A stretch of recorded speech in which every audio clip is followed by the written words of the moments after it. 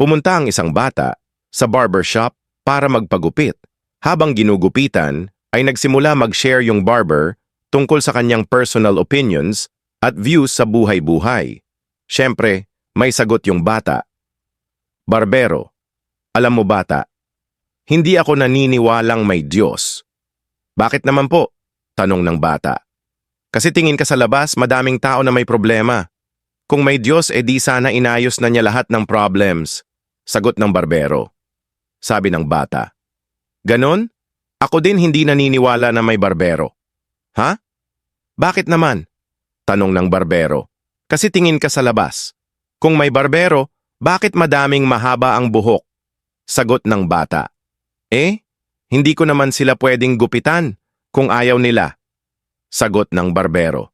Ganon din si Lord, hindi niya maaayos ang buhay natin kung ayaw natin lumapit sa Kanya. Napatulala ang barbero sa sagot ng bata.